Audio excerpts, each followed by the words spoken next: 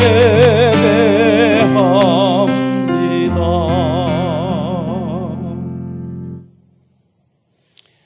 그들의 고통에서 건지시고 또 바른 길로 인도하사 거주할 성읍에 이르게 하셨도다. 여호와의 인자하심과 인생에게 행하신 기적으로 말미암아 그를 찬송할지로다. 그가 사모하는 영혼에게 만족을 주시며 줄인 영혼에게 좋은 것으로 채워주심이로다. 아멘.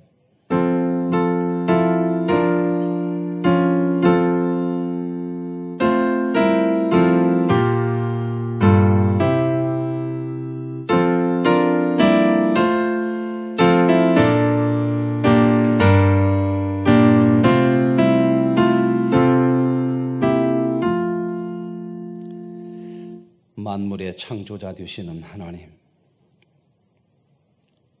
모든 만물을 통치하시고 다스리시는 하나님, 만물 위에 계셔서 만물보다 크신 하나님, 그 하나님의 자녀됨으로 우리의 믿음이 세상보다 크게 하시고 세상을 넘어가는, 세상을 이기는 믿음으로 서게 하옵소서. 오늘도 이 믿음으로 하나님을 향하는 온전한 마음으로 드리는 예배가 되게 하시며 하나님이 받으시기에 합당한 예배로 온 성도들이 함께 드리는 거룩한 주일이 되게 하옵소서. 예수님의 이름으로 기도합니다. 아멘. 나는 전능하신 아버지 하나님, 천지의 창조주를 믿습니다. 나는 그의 유일하신 아들 우리 주 예수 그리스도를 믿습니다. 그는 성령으로 잉태되어 동정녀 마리아에게서 나시고 본디오 빌라도에게 고난을 받아 십자가에 못 박혀 죽으시고 장사된 지 사흘 만에 죽은 자 가운데서 다시 살아나셨으며 하늘에 오르시어 전능하신 아버지 하나님 우편에 앉아 계시다가 거기로부터 살아있는 자와 죽은 자를 심판하러 오십니다. 나는 성령을 믿으며 거룩한 공교회와 성도의 교제와 죄를 용서받는 것과 몸의 부활과 영생을 믿습니다. 아멘.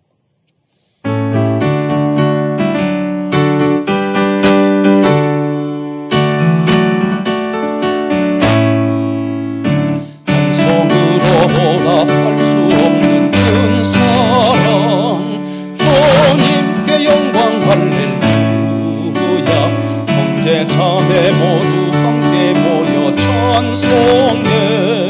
주님께 영광 할렐루야. 하나님의 자녀여 크게 찬송 부르며 맑고 거룩한 길로 기쁨으로 나아가 주의 보좌 앞으로 속히 들어가겠네. 주님께 영광 할렐루야. 우리 마음 주님 은혜 한량 없도다. 주님께 영광 할렐루야. 기쁜 찬송 부르면서 천국 가겠네. 주님께 영광 할렐루야. 하나님의 자녀여 크게 찬송 부르며 맑고 거룩한 길로 기쁨으로 나아가 주의 보좌 앞으로 속히 들어가겠네. 주님께 영광 할렐루야. 잠시 후에 우리 모두 주를 보겠네. 주님께 영광 할렐루야. 영광스런 보좌 위에 거룩하신 주, 주님께 영광 할렐루야. 하나님의 자녀여 크게 찬송 부르며 맑고 거룩한 길로 기쁨으로 나아가 주의 보좌 앞으로 속히 들어가겠네. 주님께 영광 할렐루야. 한국 백성 전국에서 소리 높여서 주님께 영광 할렐루야.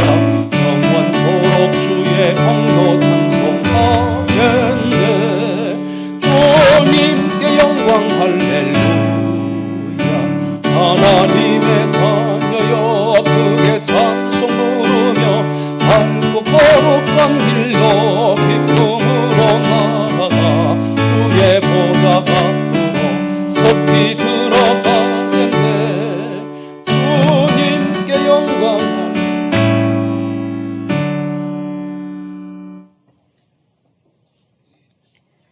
자비롭고 은혜로우시며 노하기를 더디하시는 아버지 하나님, 은혜를 감사드립니다. 아버지 하나님의 복과 은혜의 자리에 저희를 초대해 주시고 그 초대에 믿음으로 예배드릴 수 있도록 허락하심에 감사드립니다. 저희를 너무도 사랑하셔서 저희의 죄를 대신 지고 죽기까지 사랑한 그 큰 사랑 앞에 저희들 머리 숙입니다. 그 큰 사랑의 주님을 기다립니다. 이곳에 오셔서 저희의 상하고 다친 심령과 연약한 믿음과 많은 상처와 아픈 육체를 고쳐주시고 안아주시고 다스려 주옵소서. 그 사랑으로 회복되어 다시금 믿음의 힘을 내게 하옵소서. 아버지 하나님의 크고 놀라운 수많은 기적들을 눈앞에 보고서도 자신들의 현실이 힘들고 어려워지면 목이 곧고 뻣뻣하여 완악했던 이스라엘 백성처럼 저희들 또한 주님의 다스림의 계획 안에 있으면서도 주께서 원하시는 온전한 삶의 예배를 드리지 못함을 회개합니다. 흐트러진 예배자의 모습을 용서하옵소서. 코로나19로 인해 저희들의 일상이 무너져 버렸지만 다시 회복시키실 기적을 행하실 분은 아버지 하나님이심을 믿습니다. 오직 하나님의 때에 하나님의 방법대로 행하실 그 기적에 우리 사랑교회를 사용하셔서 이 땅의 축복의 통로가 되게 하옵소서. 생명의 양식을 전하실 우리 목사님을 늘 기억하셔서 동행해 주시고 모든 사역과 가정 위에 주님의 도우심을 구합니다.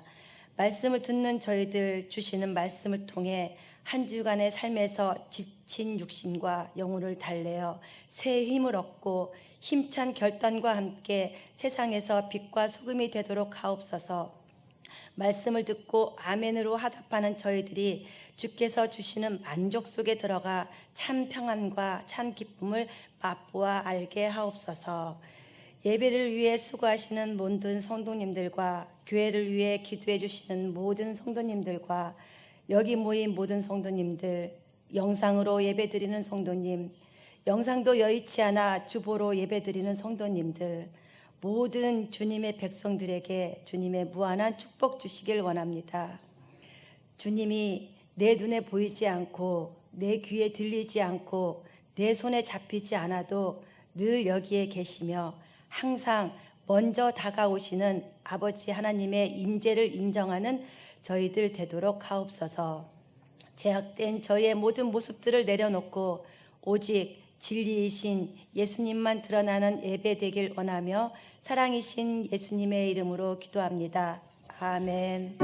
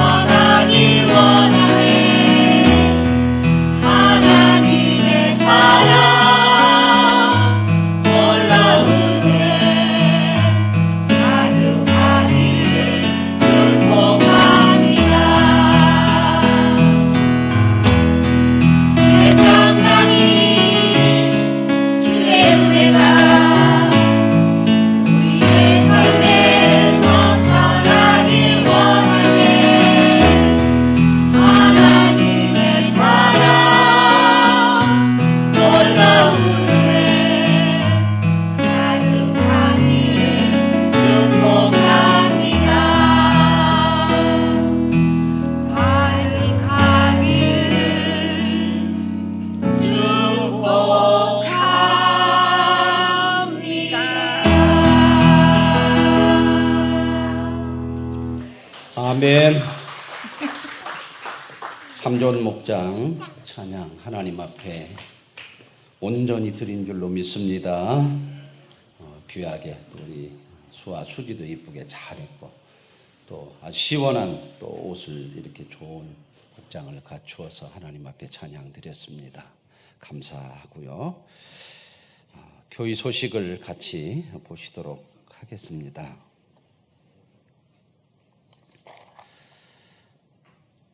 오늘 부득이하게 이번 주일에 이렇게 또한 온라인 영상으로 예배를 드리게 됩니다. 그러나 우리가 이 예배를 통해서도 하나님을 향하는 온전한 마음으로 함께 해주시고 가정에서 또한 함께 영상으로 드리지 못하시는 또 어른들은 말씀을 또 주부를 통해서 말씀을 보시고 또 방송을 통해서 이렇게 예배에 함께 하실 줄로 믿습니다. 우리가 예배하는 자리에 하나님이 함께 계심을 믿으시고 그곳에서도 온전하게 하나님을 향한 마음으로 예배하기를 원합니다. 이제 전도대상자를 다음 주일 돌아오는 주일 창립주일인데 그때 우리가 초청하기로 준비했고요. 지금까지 많이 기도해 주시고 섬겨 주셨는데 남은 한 주간 최선을 다해서 섬겨 주시고 기도해 주시기를 바랍니다. 공적인 예배, 새벽 기도에 신앙의 열심으로 다 열심을 내서 함께 해 주시기를 바라고요. 새벽 예배와 수요 예배는 정상대로 진행을 합니다. 그러니까 그렇게 아시고요. 7월 충만 기도회는 목자위에서 담당이 되겠습니다. 7월 5일 첫 주일이 창립 예배고 창립 주일이고 예비 신자 초청일입니다. 목장별로 합심해서 함께 초청을 해주시고요. 그리고 각 기관에서 나오지 못하는 장기 결석자들이 있으면 함께 좀 접촉을 하고 신방을 하고 해서 같이 참여할 수 있도록 협력해 주시기를 바랍니다. 7월 4일 토요일 5시에는 교회 뒤에 야외 주차장에서 공동 식사가 있습니다. 잘 준비해서 함께 할 수 있도록 여러분 해주시고요. 연합목 5일은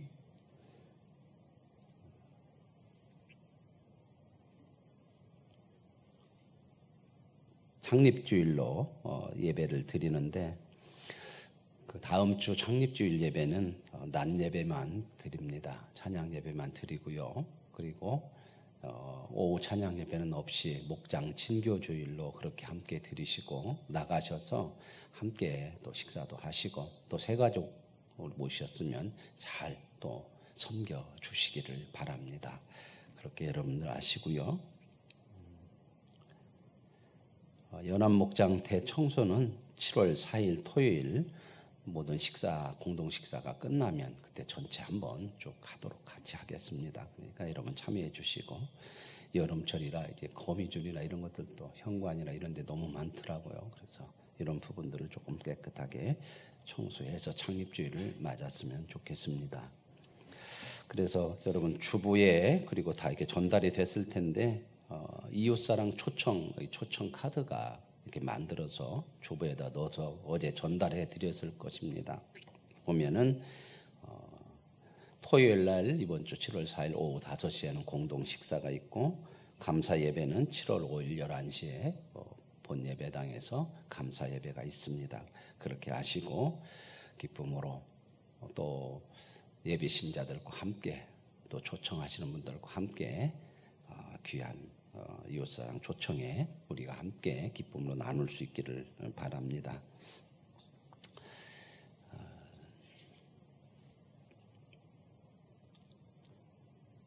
이번 주에 그 초청장을 꼭 전달해 주시고요. 초청해 주시기를 바라고요.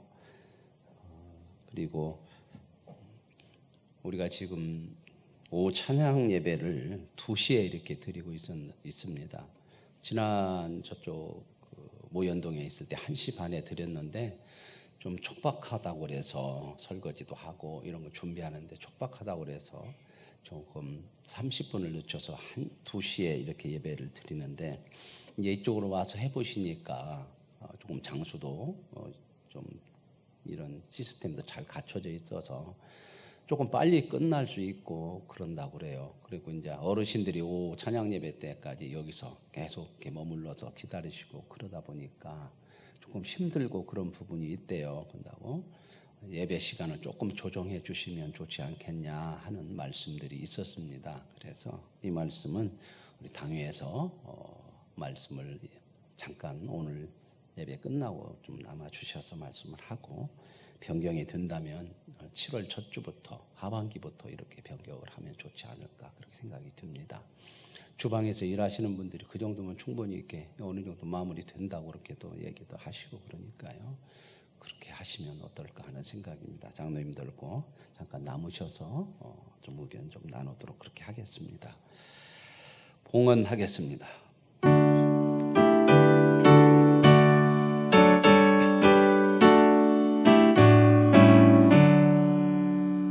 내게 힘든 모든 것을 주만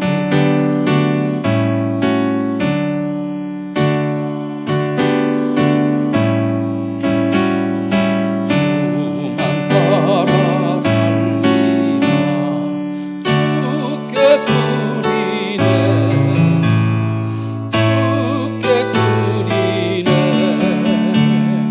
사랑하는 구주 앞에 모두 드리네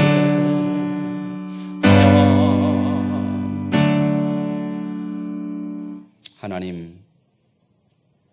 1년의 절반이 지나갑니다. 여러 가지 많은 일들이 있었고 그 속에서 하나님의 귀한 손길을 볼 수 있는 믿음을 주셔서 우리의 믿음을 따라 우리가 세상 속에서 세상을 이기는 믿음으로 승리하게 하시고 그 믿음을 가지고 하나님의 선한 뜻을 향해 살게 하심을 감사합니다. 오늘도 믿음의 사람들로 부름받아 주 앞에 예배하며 주께서 말씀하신 대로 귀한 하나님이 허락하신 것의 일부를 봉헌합니다. 주정 봉헌을 드리오니 주마다 정하여 드리는 봉헌을 통해 그들의 정한 마음에 변함없는 하나님의 사랑의 복을 주옵소서. 10의 1조를 드리오니 우리가 일할 수 있고 허락하신 것의 열에 하나 드릴 수 있는 기쁨인 것을 고백하고 하나님 앞에 드려지는 그 가정과 생업 속에 후이 넘치는 은혜를 주시옵소서. 하나님의 귀한 영혼을 사랑하는 주의 일에 동참하게 하셔서 선교 봉헌을 드리오니 생명의 복이 넘치는 은혜가 있게 하옵소서. 하나님의 교회를 세우고 건축하고 봉헌합니다. 또한 헌당하기 위해 약정하여 봉헌합니다. 교회를 사랑하는 그 믿음 위에 하나님의 사랑에 충만한 은혜가 있게 하여 주옵소서. 윤홍석 집사님 수여기수와 생일을 감사해서 봉헌합니다. 고민호 장로님, 김상현 장로님, 취성은 집사님 한 주간 은혜에 감사해서 봉헌합니다. 생명을 주신 분이 하나님이시오니 아름다운 생명으로 자녀들이 성장하도록 하나님의 사랑과 은혜를 부어주시며 날마다 함께 하시는 하나님과 동행하는 믿음의 은혜를 주셔서 더 많은 감사가 넘치는 삶이 되게 하옵소서. 섬기고 봉사하는 손길을 기억해 주시며 내 몸과 같은 교회를 사랑할 수 있게 하심을 감사하고 교회를 통하여 허락하시는 은혜와 복을 마음껏 누리는 그들의 손길이 되게 하옵소서. 주의 나라와 의를 위해 드려지는 봉헌이 하나님의 선한 뜻으로 쓰여지는 거룩한 봉헌이 되기를 원하옵고 예수님의 이름으로 축복하며 기도합니다. 아멘.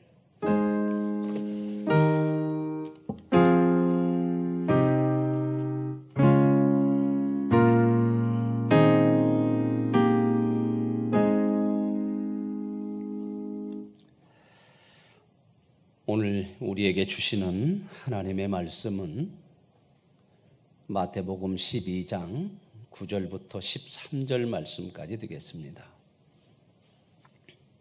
마태복음 12장 9절부터 13절. 우리 여기도 뭐 이렇게 좀 앞으로 한 명씩 이렇게 한 명씩 떨어져 앉고 이쪽으로 자리 많이 이렇게 오시면 좋겠습니다. 예, 감사합니다. 마태복음 12장 9절로 13절 말씀까지 오늘 우리에게 주신 하나님의 말씀을 함께 우리가 읽으실 때에 살아계신 하나님을 만나시는 은혜가 있기를 원합니다. 함께 읽으십니다. 거기에서 떠나 그들의 회당에 들어가시니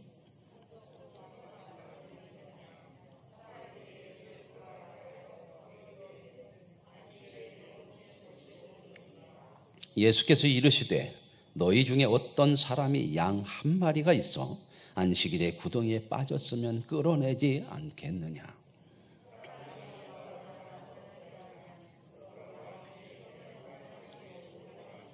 함께 읽으시죠.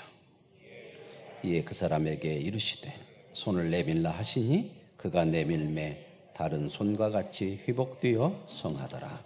아멘. 우리가 함께 인사 한번 나누시겠습니다. 우리 영상으로 예배 드리는 우리 성도님들도 같이 한번 인사 나누시겠습니다.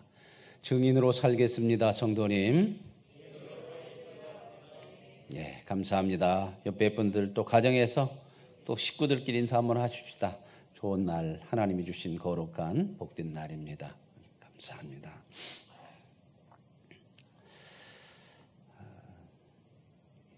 익산에 확진자가 한 분이 생겨서 그분이 10여일 이상을 이렇게 많은 곳을 돌아다니셨기 때문에 그 동선에 있던 사람들을 지금 다 이렇게 검사를 하고 있습니다. 어저께까지만 해도 383명을 검사해서 다행히 음성으로 나왔는데 오늘 아침에 또 문자가 500 몇십 명인데 아직까지 검사 숫자는 많이 늘었어요. 383명에서 500명 이상으로 늘었으니까. 그런데 지금까지는 음성으로 다 나왔다고 그럽니다.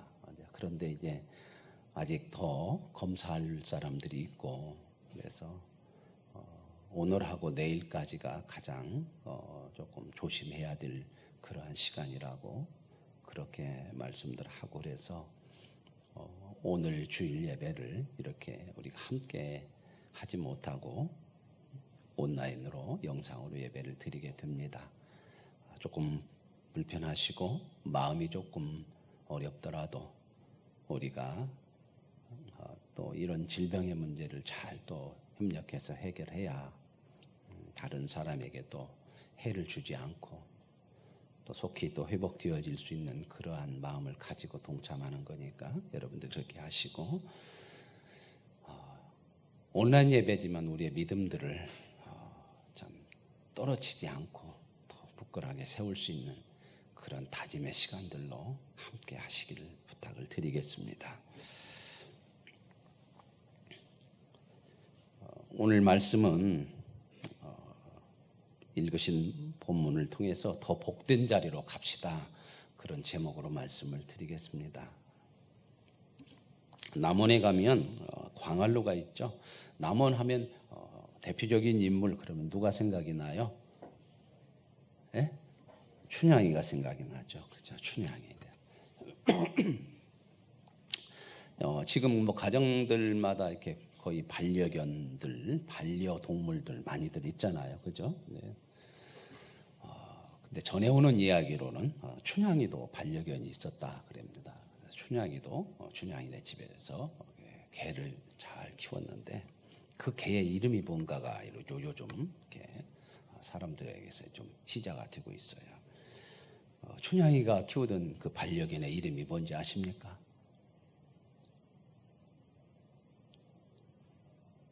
똥개라고는 안 하겠죠. 그죠? 춘향이가 키우던 반려견의 이름이 절개라고 합니다. 이제 그건 문헌을 찾아보시든지 그냥 넘어가시든지 믿거나 말거나 그런 얘기니까요. 대부분의 사람들의 소원이 뭘까? 참 이런 시기에 우리가 마음의 소원이 평안, 좀 이렇게 불안하지 않고 좀 두렵지 않은 그런 넉넉함, 일이 잘 되어지는 그런 형통함, 이런 것들이 아닐까 그렇게 생각을 합니다. 우리의 바람이지만요, 우리가 인생을 살아보면서 느끼고 생각하게 되는 것은 평안할 때요, 사람은 생각하지 않더라는 겁니다. 평안할 때는 생각을 안 해요. 고난이 와야 생각해보고 돌아봐요. 특별히 성도들은 고난이 오면 자신을 돌아보고 신앙을 또한 점검하기도 하여서 하나님을 향해서 더 나아갈 수 있는 그런 계기가 되기도 합니다.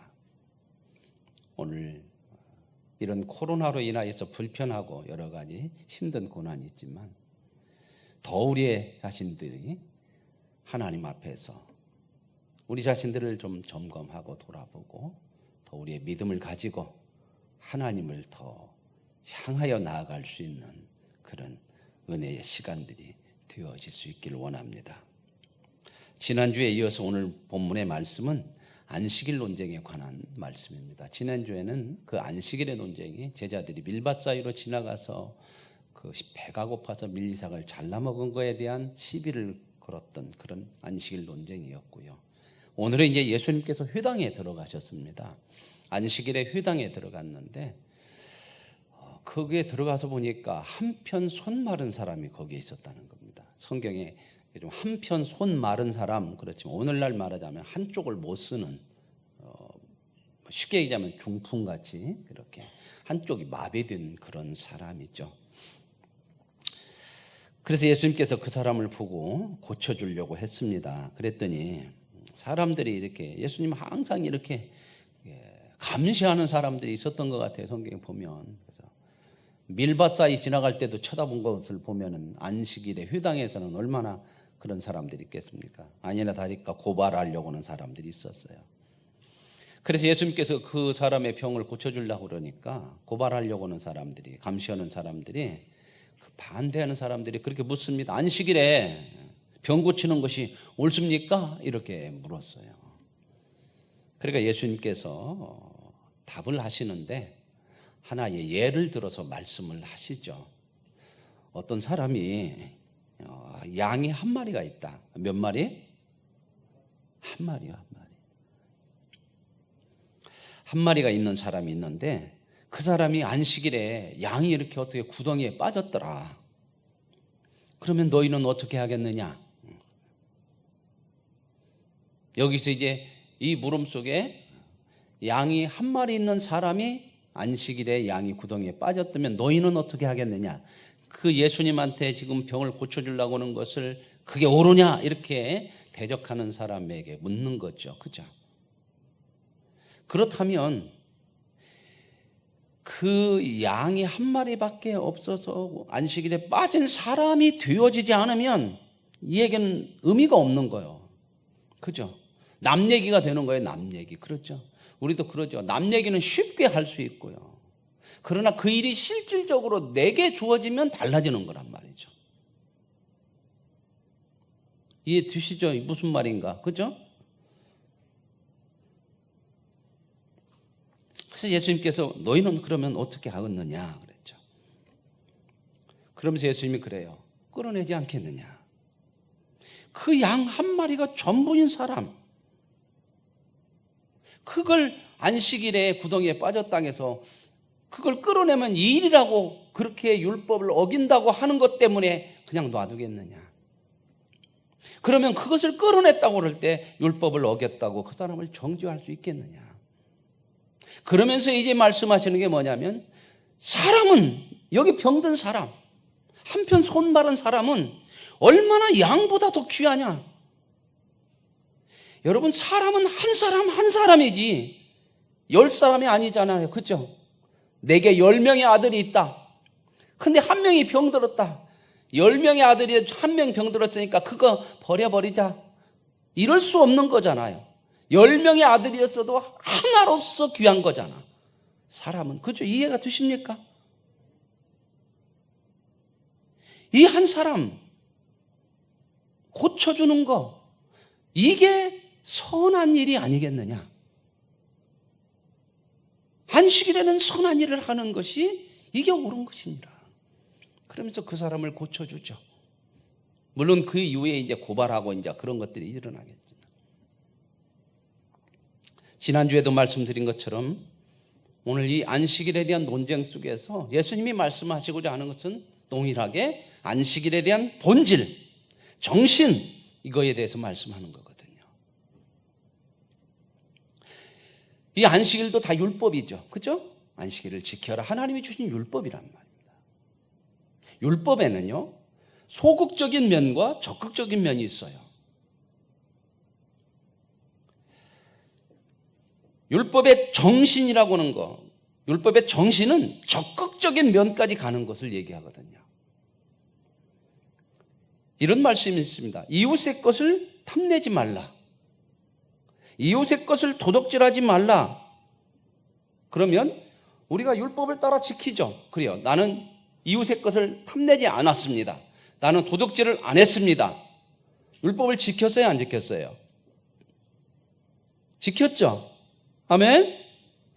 그러나 이것이 소극적인 거예요. 여기까지가. 그러면 본질, 율법의 정신, 적극적인 면까지 가야 되는데 그건 뭘까요? 도둑질을 안 했다는 것, 내가 이웃의 것을 도둑질하지 않았다는 것은 율법을 지킨 것은 분명하고 그러나 그것은 소극적인 면에까지밖에 안 간 거예요. 그렇다면 어떻게 해야 되느냐? 적극적인 면은 도둑질하지 않는 것에서 멈추지 말고 않고 그 다음에 어떻게 해야 되냐? 이웃을 사랑하는 데까지 가야 되는 겁니다. 이게 율법의 적극적인 면이고 본질이에요. 예수님께서 사람들이 묻습니다. 600가지 이상이 넘어요. 이 구약 성경에 나오는 율법. 신약 성경에 나오는 율법이 많이 있거든요. 뭐 부부간에 서로 남편에게 복종하라, 아내를 사랑하라. 이것도 다 하나님의 말씀이 율법이에요. 더 많아요. 신약에서 보면은 그런 말씀이, 율법적인 말씀이 더 많아요, 구약보다. 그러니까 상당히 많죠. 근데 이제 예수님한테 물을 때는 구약 성경만 있었으니까 600 몇십 가지 정도 된다고 그래요. 이 계명 중에 어느 계명이 가장 큽니까? 이렇게 물었죠. 우리가 너무 잘 아는 거죠. 예수님이 말씀합니다. 첫째는 누구를 사랑하고 하나님을 사랑하고, 둘째는 그와 똑같아. 다 누구를 사랑하고 이웃을 사랑하라. 본질 율법의 정신이 뭐라고요? 결국은 사랑이란 말입니다. 모든 율법이 이렇게 가져야 된다는 겁니다.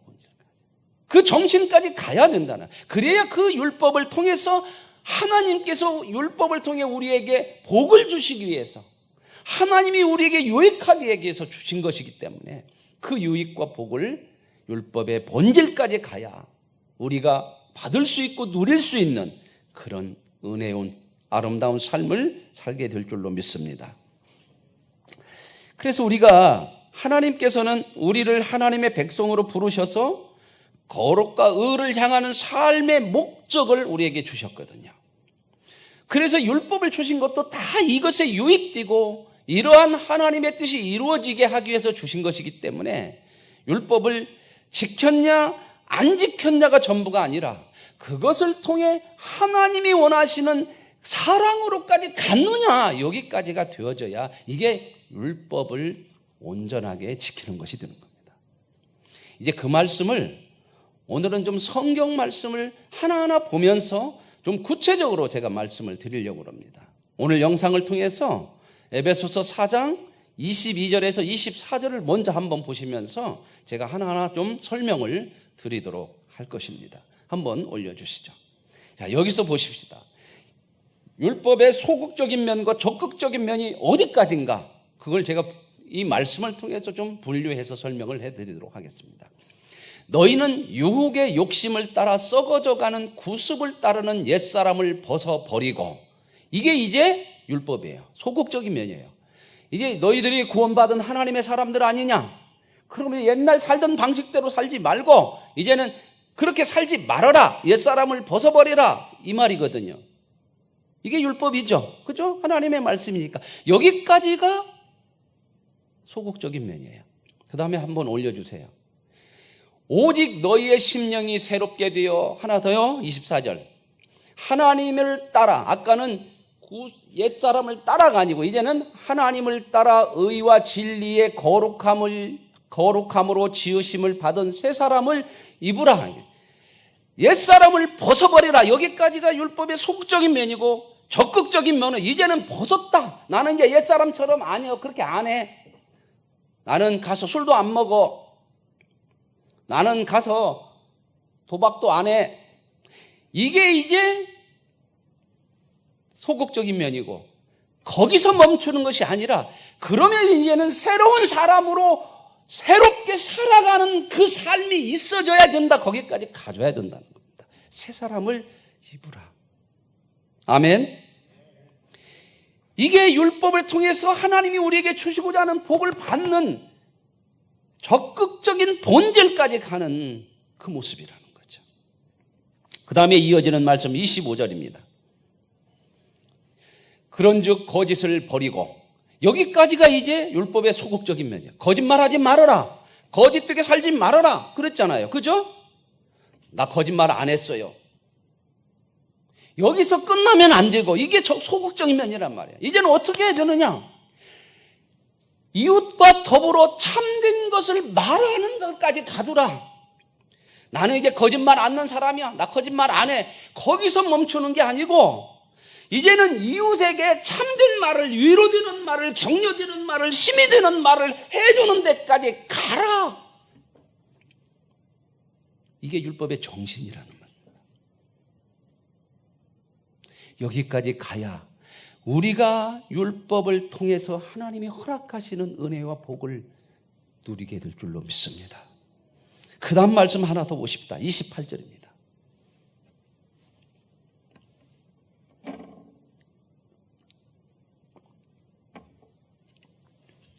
도둑질하는 자는 다시 도둑질하지 말고. 이제 조금 구별이 되십니까? 어디까지가 율법의 소극적인 거예요? 도둑질하지 말라. 어떻게 그냥 국어 시간 같아요. 도둑질하지 말라. 나는 남의 거 안 훔쳤어. 나는 하나도 안 훔쳤어. 저 사람 거 내가 이만큼도 안 훔쳤어. 이 정도가 아니고 이제는 어떻게 돌이켜서 가난한 사람들에게 구제할 수 있는 상황이 되도록 열심히 살아서 선한 일을 하라 이 말입니다. 나누어 줄 것이 있게 하라 그 말입니다. 여기까지 가는 거야.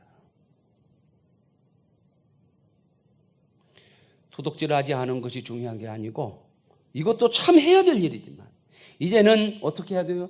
도둑질하지 말고, 사기쳐서 얻으려고 하지 말고, 거짓으로 얻으려고 하지 말고, 착하게 살아서, 선하게 살아서, 정직하게 살아서, 열심히 살아서 그것을 통해서 얻는 것을 가지고 선한 일을 할 수 있는 그 사람까지 되라 그 말입니다. 이게 율법의 정신이에요. 하나 더 올릴까요? 29절.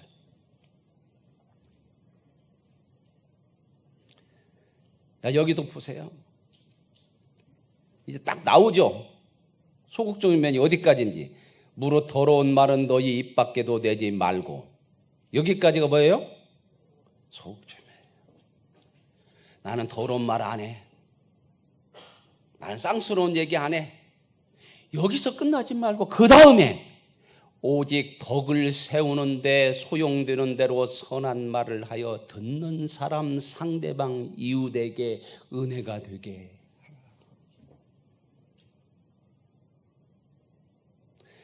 나는 더러운 말은 안 했어. 그러고만 가만히 있지 말고 그것을 지키면서 힘들고 어려운 사람들에게 은혜를 줄 수 있는 말을 할 수 있는 자리까지 가져와라. 전부 본질이 뭐예요? 이웃에 대한 사랑으로 가요. 그런데 왜 하나님 사랑은 그럼 어디 갔느냐? 이것을 하는 것이 하나님을 사랑하는 거예요. 하나님을 정말 마음을 다하고 뜻을 다하고 성품을 다해서 사랑한다고 하면 그 하나님이 원하는 데까지 이웃을 향해 가는 것이 이게 하나님 사랑과 이웃 사랑이에요. 아멘. 너무나 많은 사람들이 율법주의로 살아갈 때가 있어요. 안 했어. 주일날 하나도 그러죠. 나는 교회 갔다 왔어. 교회 빼먹은 날 한 번도 없어. 거기서 끝나는 게 아니고 그 하나님 앞에 예배를 드림으로 그분의 마음을 담고 그분의 사랑을 닮아서 내가 세상에 나가서 그 사랑을 펼치며 사는 사람, 내가 잘못된 것을 말씀을 통해서 깨닫고 회개하고 돌이켜서 하나님이 원하는 자리까지 나가는 사람, 여기까지가 예배죠.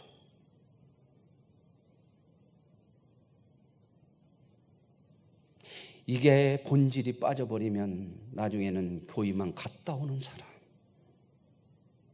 갔다 온 것이 내 신앙의 의가 되는 사람,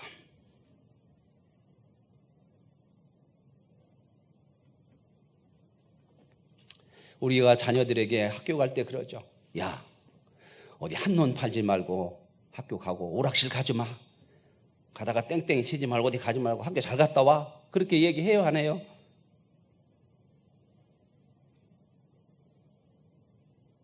하죠? 학교를 안 다녀보셔서. 그러면 아이가 가방 메고 엄마 나 오늘 학교 갔다 왔어. 잘 갔다 왔냐? 잘 갔다 왔어. 가서 뭐 됐어요? 엎어져 잤어. 맨날 학교는 잘 가는데 엎어져 자고 가서 딴 생각이나 하고 학교 다니는 거 아니잖아. 그 말 속에는 뭐가 있어요? 학교 가서 공부 잘해, 그 말이거든. 이 말 좀 오해하지 말고요. 또 막 가서 1등만 해라, 그래 이거 아니에요. 율법의 정신 본질에 따라 하나님의 말씀을, 율법을 이해하고 깨달아야 하나님이 주신 은혜와 복이 우리에게 주어집니다. 근데 하나님께서요, 이런 율법을 주신, 이 율법을 통해서 우리를 그 율법의 본질에까지 이르게 하셔서 우리에게 복되게 하시려고 하는 하나님의 방법이 또 하나가 있어요. 그와 비슷한 방법이 하나가 있는데 뭐냐면 바로 환난입니다. 마음이 덜컥하시죠? 아니 왜 그만큼 많은 것 중에서 하나님이 우리에게 유익되게 하려고 환난을 주냐? 왜? 환난은, 고통은 좋아하는 사람은 하나도 없다. 그래서 우리는 어떻게 하면 신앙을 통해서라도 그 고통과 환난을 면하려고 하지. 그런데도 하나님은 우리에게 우리 인생의 삶에서 환난과 고통을 허락하세요. 그렇다면 하나님이 허락하시는 것이라면 환난이나 고통은 우리를 시험하고 괴롭히게 하는 것이 아니라 하나님이 우리에게 복 주시고자 하는 하나님의 손길인 줄로 믿습니다. 사람이라면 다 환난을 싫어하거든요. 그렇기 때문에 이 환난을 주시는 하나님의 뜻과 목적을 알지 못하면 기도를 해도 환난만 없애주세요 하는 기도 수준밖에는 안 되고, 환난이 올 때마다 인생의 짐이고 괴로움이고 이것밖에는 우리에게 남는 것이 없는 것이에요. 그래서 우리는 환난이 오면 이 하나님의 뜻을 모르면 항상 무슨 상만 하고 다닌다. 죽을 상만 하고.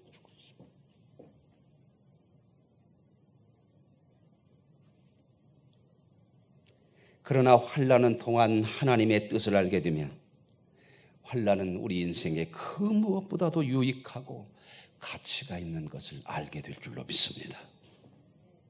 여기에 대한 말씀을 우리에게 주시는 게 있는데 로마서 5장 1절부터 4절의 말씀이 이 말씀이에요. 보십시다. 그러므로 우리가 믿음으로 의롭다 하심을 받았으니, 참 좋죠. 믿음으로 우리가 의로워진 줄로 믿습니다. 우리 주 예수 그리스도와 더불어 하나님과 화평을 누리자. 이제는 하나님의 의로운 사람이 됐어. 믿음으로, 은혜로. 그러니까 하나님하고 화평할 수 있는, 교제할 수 있는 사람이 됐죠. 그걸 누리자. 그 다음에 좋아요. 또한 그로 말미암아 우리가 믿음으로 서 있는, 예수 그리스도로 말미암아 우리가 믿음으로 서 있는 이 은혜에 들어요. 믿음의 자리에 들어갔어. 이 은혜로 들어갔으니 우리는 이제 하나님의 그 영광을 바라보고 즐거워한다. 예, 그 다음. 그런데 여기서 끝나는 것이 아니다가, 이게 다만 이뿐이 아니라, 이 정도가 아니라 하나님과 교제하고 하나님과 화평을 누리고, 그 정도가 아니고 우리는 그 영광을 바라보면서 즐거워하는데, 이 정도가 아니고 이뿐 아니라 그 다음에 나오잖아요. 우리가 환난 중에도 즐거워하나니. 왜 하나님으로 인하여 은혜로 하나님과 교제할 수 있는, 화평을 누릴 수 있는 의로운 사람이 되었고 하나님의 자녀가 됐는데 왜 환난이 또 오냐? 온다. 주신다. 그러니 알아라. 이뿐 아니라 우리가 환난 중에도 즐거워한대요. 너무 다르죠? 환난은 전부 싫어하고 괴로워하고 없어졌으면 좋겠고 안 왔으면 좋겠고, 환난이 오면 우리는 온 기도의 믿음의 힘을 동원해서 그것을 없애달라고만 하는 기도밖에 안 났는데, 환난 중에도 즐거워한대요. 그 다음에 환난은 왜 그러냐? 이는 환난은 인내를, 그 다음에요, 인내는 연단은 소망을 이루는 줄 알기 때문에. 알면 뭘 알아? 환난으로 시작해서 소망이 이루어진대요. 하나님이 우리에게 환난을 주는 것은 하나님이 주시고자 하는 소망, 우리를 영광의 사람으로 만들고 하나님의 거룩한 백성으로, 복받는 백성으로 온전히 만들어주는 그 소망, 하나님의 소망이 환난을 통해서 마지막 열매로 나타난대. 아멘. 그래서 즐거워할 수 있대요. 그런데 이걸 아는 자들이야 알아야 즐거워하지. 율법의 정신, 본질, 하나님의 뜻을, 목적을 아는 자가 되어야 신앙의 기쁨과 능력과 하나님의 은혜를 누릴 수 있는 겁니다.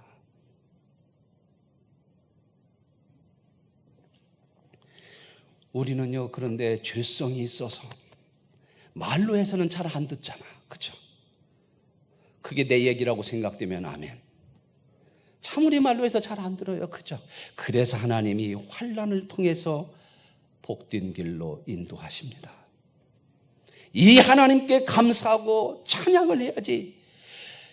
어려움만 온다고 늘 죽을 상만 해서 살면 이건 못난 것이죠. 여러분, 코로나가 왔지만 편안히로 살지 맙시다. 아멘. 이걸 통해서 하나님께서 우리 인생에 주시는 은혜와 복이 분명히 있습니다. 이것이 믿음의 힘입니다. 세상이 줄 수 없는, 세상에서 얻을 수 없는 하나님의 백성에게만 주신 하나님의 축복인 줄로 믿습니다. 이것이 축복됨을 잘 고백한 사람이 구약 성경에 한 사람 또 나와요. 그 사람이 쓴 시편 23편. 누구죠? 다윗입니다. 그 시편 23편 한번 올려주세요. 우리는 시편 23편을 너무 많이 외우고 암송하고 어릴 때부터 그러죠. 그러면서 이 시편 23편을 외울 때 우리에게 탁 떠오르고 펼쳐지는 그 풍경이 어떤 풍경? 평안하고 목가적이고 저 푸른 초원 위에 그림 같은 집을 짓고 사랑하는 임과 함께 똑같아요. 23편하고 그게 누가 불렀죠? 남진이 불렀잖아. 그죠? 남진이 장로님이에요.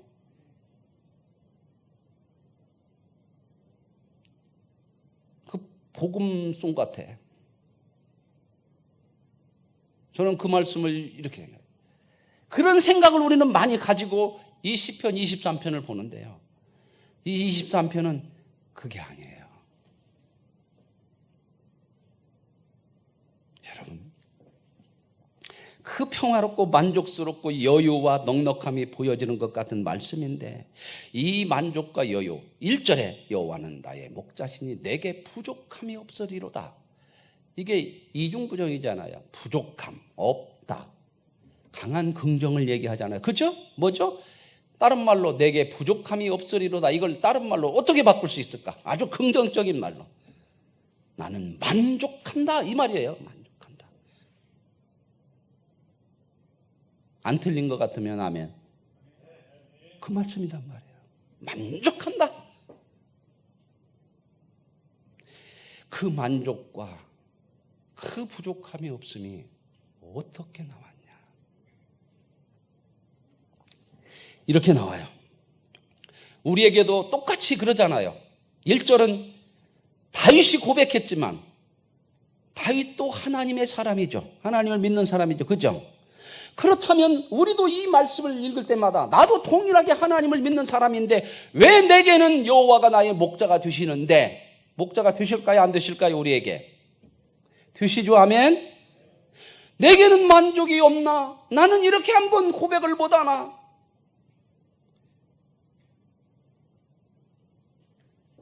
내 만족은 내가 원하는 대로 뭐가 되어질 때만 하나님 감사합니다. 이렇게 하나? 이런 질문을 해보고 싶지 않으십니까? 그래서 이제 이 시편 23편을 잘 들여다보려고 합니다. 4절에 이렇게 나와요. 4절 한번 올려주세요. 내가 사망의 음침한 골짜기로 다닐지라도. 다윗이 어떤 골짜기를 다녔대요? 사망의 음침한 골짜기를 다녔대요. 그 말은 뭔 말이에요? 죽을 지경에 이르렀다는 거예요. 여러분, 힘들면 입에서 뭔 얘기가 나와? 못 오겠다. 최성은 집사님, 하다 보니까 힘들 때 있죠. 그냥 택배는 해야겠는데 그냥 직원이 그냥 술 먹고 말도 없이 안 나왔네. 오늘 아침부터 새벽부터 날라야 되는데. 저도 들은 얘기요. 죽겠다는 겁니다. 그러면 다른 사람이 그걸 하냐? 다른 사람은 못 오는 거예요. 자기 할 일이 있으니까.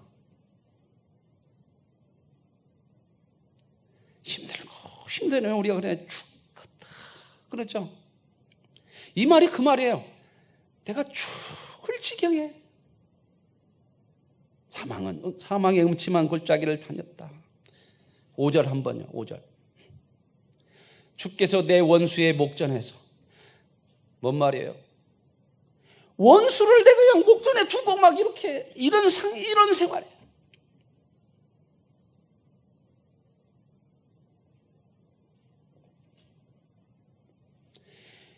그냥 저절로 나온 게 아니고, 만족이 여호와가 나의 목자지니 만족합니다가 저절로 나온 게 아니고, 다윗도 그의 인생에서 죽을 지경에 이르렀고 그냥 원수하고 그냥 맞대서 살아가는 것 같은 그러한 인생을 살았다.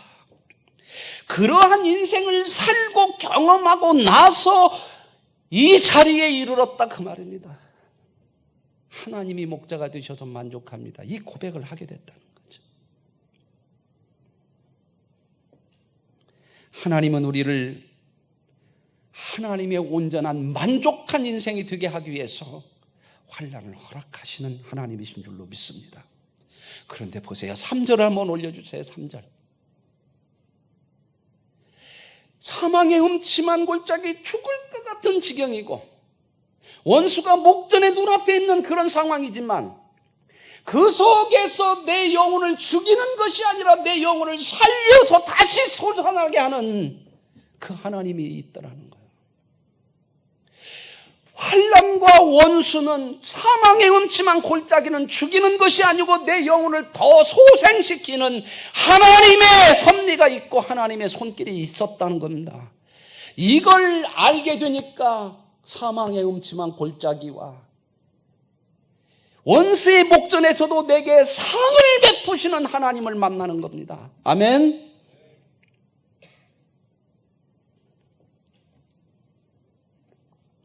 그리고 하나님이 뭐예요? 자기 이름을 위하여 의의 길로 인도하신대요. 너무 멋지잖아.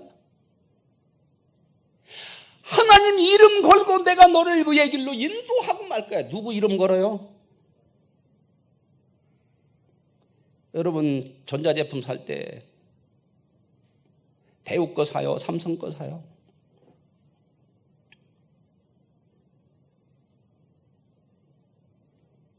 돈이 없을 때는 뭐 대우 거도 사죠. 그죠?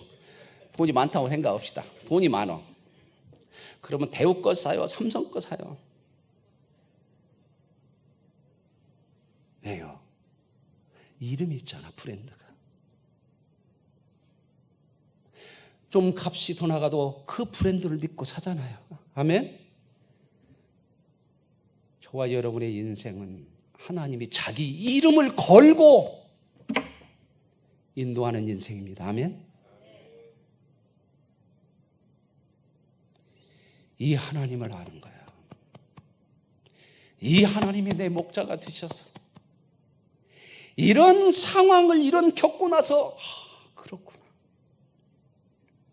그래서 만족할 수 있다고 고백하고 그걸 깨닫고 나니까 사망의 음침한 골짜기도 결국 나를 푸른 초장으로 인도하는 손길이었고 원수의 목전에 내가 서게 하는 것도 쉴만한 물가로 인도하는 하나님의 손길이었더라. 아멘. 우리가 살면서 많은 고난과 시련, 억울한 일, 궁핍함을 당하기도 하지만 다윗과 같지는 않을 겁니다. 다윗은요 8명의 아들 중에서 막내로 8번째로 태어났어요. 그러다가 어느 날 골리앗을 물리치고 일약 한순간에 국가의 스타 영웅이 됩니다. 그래서 그는 궁중에 들어갔지만 사울왕을 모시다가 그에게 미움을 받게 되고 결국 도망치는 자로 전락합니다. 수년간을 사망의 음침한 골짜기를 다니는 광야에서 도망치는 인생으로 살다 사울이 죽고 나서 다윗이 이스라엘의 2번째 왕위에 오릅니다. 다윗은 이스라엘의 역사상 가장 위대하고 강한 왕이 되었지만 그의 삶이 평탄하지 않았습니다.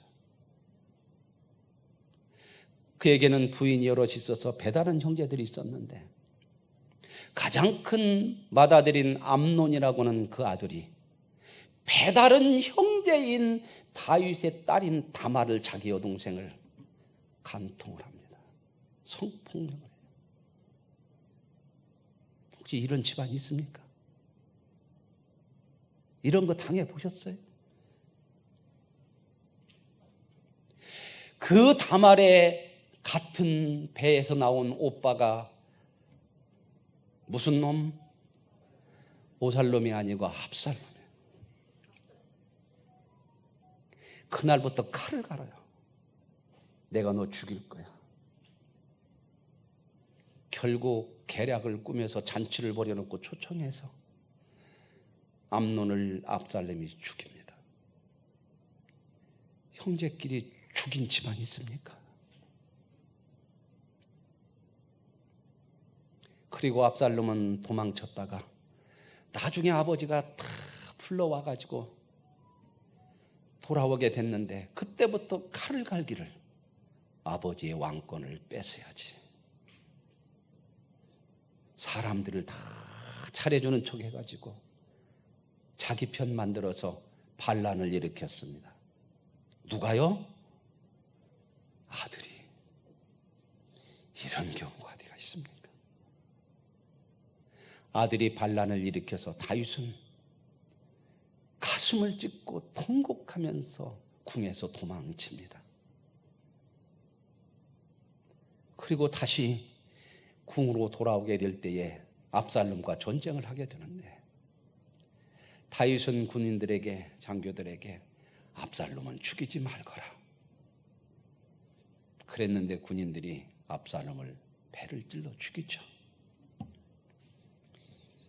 이게 무슨 가정입니까?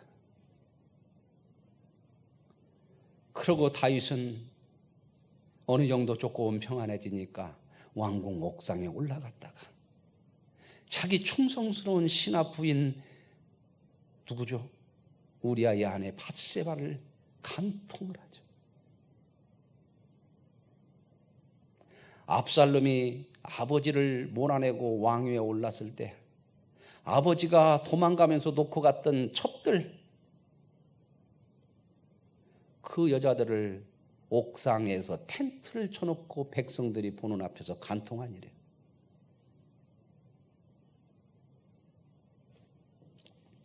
밧세바와 간음에서 태어난 자식이지만 다윗은 하나님 앞에 이 자식을 살려달라고 기도했지만 하나님은 그 자식을 거두어 갑니다. 그래서 다윗이 고백한 거예요. 사망의 음침한 골짜기를 다닐지라도 원수의 목전에 있었지만 그러나 그 모든 것이 하나님이 나를 유익해 하신 하나님의 손길이었다. 그 고난과 환난이 결코 내 인생을 망치는 것은 아니었더라. 그걸 통해 하나님이 나의 인생을 만족하게 하시는 목자임을 고백한 것이 시편 23편입니다. 환난은 우리에게 고통과 시련과 어려움을 주는 것은 사실이지만 그러나 그 모든 것은 하나님이 우리를 복주시기 위한 손길임을 깨닫고 저와 여러분도 여호와가 나의 목자시니 내게 만족합니다 하는 고백이 우리의 고백이 되어질 수 있기를 원합니다. 그 환난과 시련이 나를 더 내 영혼을 소생시키는 살려내는 그러한 하나님의 능력이 되어졌다고 하는 고백이 되기를 원합니다. 우리에게 닥치는 고통과 시련과 아픔은 우리를 죽이기 위한 적의 공격이 아니고 내 영혼을 소생시키기 위한 하나님의 손길인 것을 믿으십시오. 그 모든 순간에 하나님이 함께 하셔서 주의 지팡이와 막대기로 저와 여러분을 안위하심을 믿으시기를 바랍니다. 원수의 목전에서도 내게 밥상을 잔치상을 베푸시는 그 하나님을 만날 수 있기를 원합니다. 그래서 내 머리에 기름을 부으셔서 내 잔이 항상 내 인생이 만족합니다, 내 잔이 넘칩니다라고 고백할 수 있기를 원합니다. 그 하나님이 우리와 영원히 함께 하시니 나는 영원히 아버지의 집에 거할 것이라고 고백할 수 있는 믿음이 되기를 원합니다. 하나님이 우리에게 율법을 주시고 때로는 하나님이 우리에게 환난을 주시지만 그걸 통하여서 하나님을 사랑하고 이웃을 사랑할 수 있는 율법의 본질과 하나님의 목적과 그걸 통하여서 그 본질과 목적이 우리에게 복된 것이고 우리를 더 많이 온전한 영광의 사람으로 세우는 하나님의 유익한 손길임을 확신할 수 있는 믿음이 있기를 원합니다. 이 믿음을 가지고 하나님을 더 많이 사랑하시고 더 많이 순종하시고 그래서 점점 저와 여러분이 하나님의 온전한 원하시는 복된 사람으로 세워져가는 거룩한 인생이 되어질 수 있기를 원합니다. 하나님 아버지 감사합니다. 하나님, 우리에게 허락하신 것 어느 것 하나 복되지 않은 것이 없음을 믿는 믿음을 주옵소서. 더 복된 자리로 나아갈 수 있는 우리의 발걸음과 우리의 생활이 되게 하옵소서. 그 발걸음이 이웃을 향한 사랑으로 나타나게 하옵소서. 예수님의 이름으로 기도합니다. 아멘.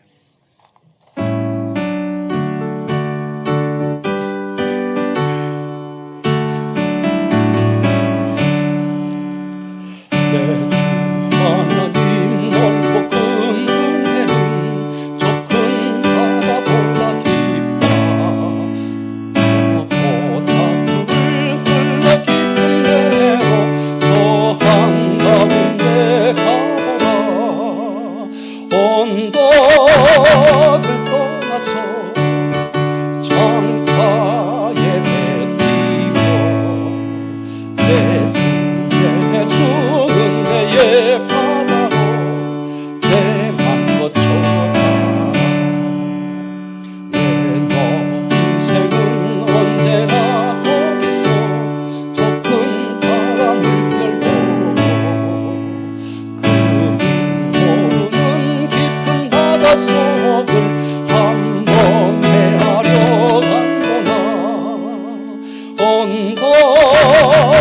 떠나서 창가에 뱉기고 내 주 예수 은혜의 바다로 내 맘껏 전하라.